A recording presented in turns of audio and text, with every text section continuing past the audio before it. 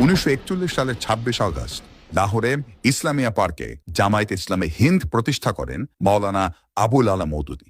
তিনি অখণ্ড ভারত চেয়েছিলেন। 1943 সালে মাসিক তরজমানুল কোরআন ম্যাগাজিনের ফেব্রুয়ারির সংখ্যায় মওদুদী পাকিস্তান রাষ্ট্রের বিরোধিতা করে লিখেন, পাকিস্তান নামক কোন রাষ্ট্রের জন্ম হলে সেটা আহম্মকের বেহেশত এবং মুসলমানদের কাফেরানা রাষ্ট্র হবে।